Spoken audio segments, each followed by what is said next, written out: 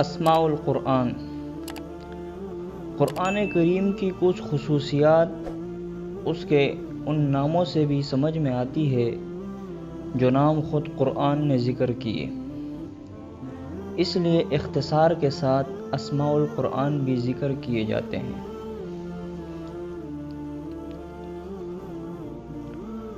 قرآن الکتاب ہے کیونکہ کسی بھی کامل کتاب کی جن خصوصیات کا تصور کیا جا سکتا ہے وہ قرآن میں بلکہ صرف قرآن ہی میں پائی جاتی ہیں۔ قرآن کا نام قرآن بھی ہے اس لیے کہ یہ بہت سے علوم کا جامع بھی ہے اور اسے دنیا میں سب سے زیادہ پڑھا جاتا ہے۔ قرآن کلام ہے اس لیے کہ یہ دل پر ویسا ہی اثر کرتا ہے جیسا کہ زخم جسم پر اثر کرتا ہے۔ کلام میں زخمی کرنے کے معنی بھی پائے جاتے ہیں۔ قرآن نور ہے اس لیے کہ جہالت کی ظلمتوں میں یہ دلیل راہ کا کام دیتا ہے۔ قرآن ہدایت ہے کیونکہ یہ راہ حق کی طرف رہنمائی کرتا ہے۔ قرآن اللہ کا فضل اور رحمت ہے، اس کی محبت، تلاوت، تدبر اور عمل اللہ کے فضل اور رحمت کا سبب بنتا ہے۔ قرآن فرقان ہے، یہ حق اور باطل، مسلم اور کافر، مومن اور منافق کے درمیان فرق کرتا ہے۔ قرآن موعظہ ہے، اس کی ہر آیت میں کوئی نہ کوئی نصیحت پوشیدہ ہے۔ قرآن ذکر ہے، قرآن ہر حامل قرآن کے لیے باعث شرف ہے، اس کی تلاوت بہت بڑا ذکر ہے اور اسے سمجھ کر پڑھنے سے زندگی کے مقصد کی یاد دہانی بھی ہوتی ہے۔ ذکر کے یہ تینوں معنی ہو سکتے ہیں۔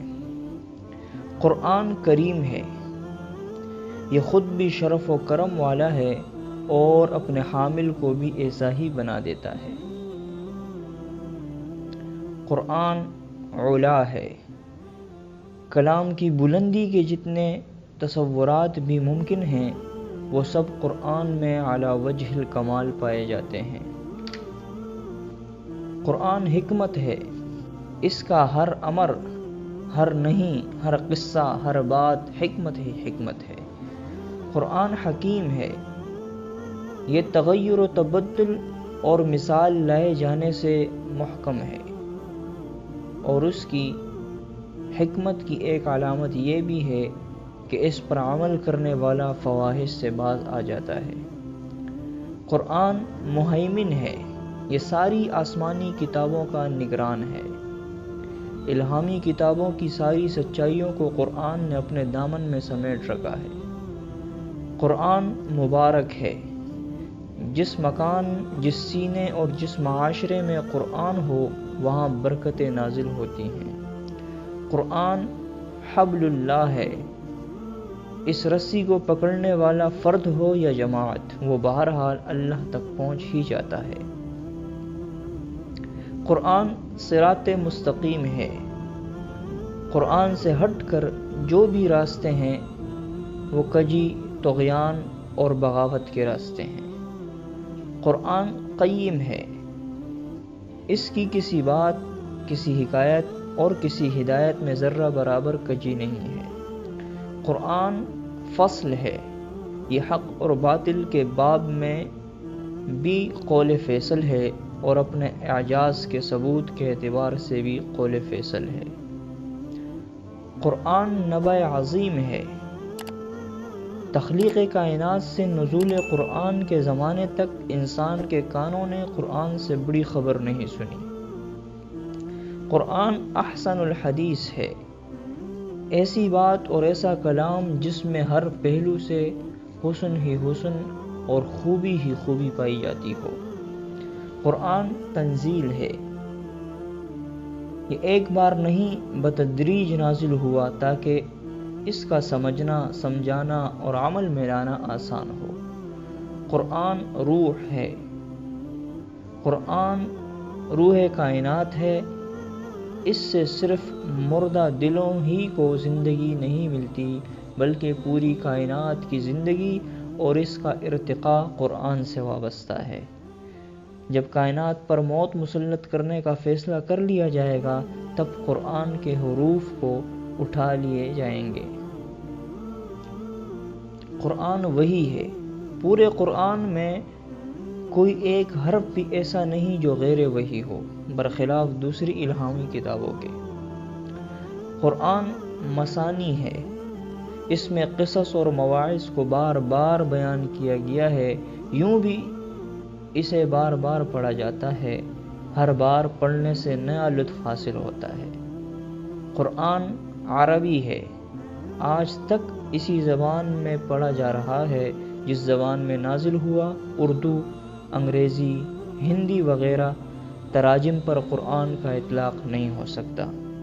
قرآن قول ہے، یہ نبی کا خیال اور انسان کا قول نہیں بلکہ اللہ تعالیٰ کا قول ہے۔ قرآن بصائر ہے، اہل ایمان کے لیے ہر طرح کی بصیرتیں قرآن میں ہیں۔ قرآن بیان ہے، اس میں حقائق پہیلیوں کے انداز میں بیان نہیں ہوئے بلکہ جو کچھ ہے وہ 2 اور 2 4 کی طرح واضح ہے۔ قرآن علم ہے، جو فلسفہ، جو نظریہ اور جو تحقیق قرآن سے ٹکراتی ہے وہ علم نہیں، جہل ہے۔ قرآن حق ہے، سارے علوم اور تحقیقات کو اس کسوٹی پر پرکھا جائے، جو اس سے مناسبت رکھے وہ حق، باقی سب باطل۔ قرآن ہادی ہے، جو اس کا دامن مضبوطی سے تام لے اسے منزل کا راستہ ہی نہیں دکھاتا، منزل تک پہنچا بھی دیتا ہے۔ قرآن عجب ہے، اس کے حقائق، اس کے دقائق اور اس کے علوم و معارف جوں جوں کھلتے جاتے ہیں جن و انس کے تعجب میں اضافہ کرتے جاتے ہیں۔ قرآن تذکرہ ہے، یہ سراپا نصیحت ہے، کسی کی خیر خواہی چاہتا ہے سوائے اس بد نصیب کے جو خود اپنا خیر خواہ نہ ہو۔ قرآن عروۃ الوثقی ہے، جو اس مضبوط حلقے کو تھام لے وہ ہلاکت اور ضلالت سے محفوظ ہو جاتا ہے۔ قرآن متشابہ ہے، یہ کلام اول سے آخر تک اجر و ثواب میں، برکت و ہدایت میں، فصاحت و بلاغت میں، تاثیر اور معنویت میں یکساں ہے۔ قرآن صدق ہے، یہ ابدی صداقتوں کا مجموعہ ہے جن پر جھوٹ کی ہلکی سی پرچھائیاں بھی نہیں پڑی۔ قرآن عدل ہے،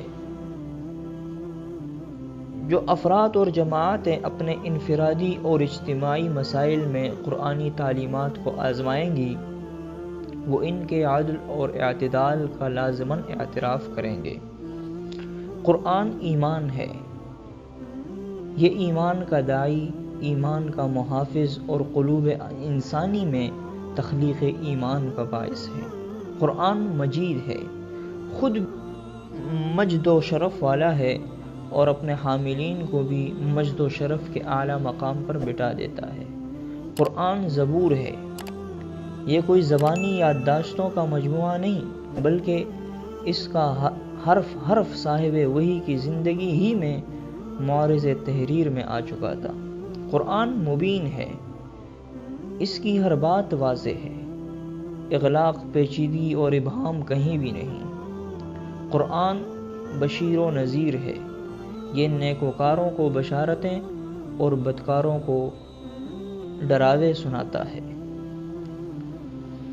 قرآن عزیز ہے، یہ باعزت کلام ہے، عزت کے متلاشیوں کو اسے سر آنکھوں پر رکھنا چاہیے۔ قرآن بلاغ ہے، یہ کالوں اور گوروں، عربوں اور عجمیوں کے لیے ان کے خالق کا حیات آفریں پیغام ہے۔ قرآن قصص ہے، اس کا ہر قصہ بہترین اور ہر حکایت ایمان آفریں ہے۔ نوٹ: تفصیل کے لیے دیکھیے البرہان فی علوم القرآن، تالیف امام بدر الدین محمد بن عبداللہ زرکشی رحمہ اللہ، اور آثار التنزیل تالیف ڈاکٹر علامہ خالد محمود۔ اے وہ لوگو کہ کسی کلام کو اس کی فصاحت کی وجہ سے، کسی کو نفع رسانی کی وجہ سے، کسی کو علم آفرینی کی وجہ سے، کسی کو فن آموزی کی وجہ سے اور کسی کو اس کے متکلم کی وجہ سے پسند کرتے ہو، کیا تم اس کلام سے محبت نہ کرو گے جو تمہارے محسن، خالق، مالک، رازق، غفار، ستار اور رب کا کلام ہے؟ اور جو خصوصیات اس کلام میں پائی جاتی ہیں وہ دنیا کے کسی دوسرے کلام اور الہامی کتاب میں نہیں پائی جاتی۔ یہ کلام اللہ کا کلام ہے،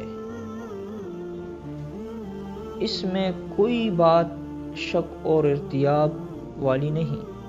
شکوک و شبہات سے نجات چاہتے ہو تو اس سے تعلق قائم کرو، اگر ظلمتوں سے نجات چاہتے ہو تو اس کا دامن تھام لو، اگر امن و سکون کی تلاش میں ہو تو اس کی تلاوت کو اپنا معمول بنا لو، برکتوں اور رحمتوں کا نزول چاہتے ہو تو اس میں ڈوب جاؤ، رب کی رضا اور آخرت کی فلاح چاہتے ہو تو اس کے بتائے ہوئے راستے سے ایک قدم بھی ادھر ادھر نہ ہٹاؤ۔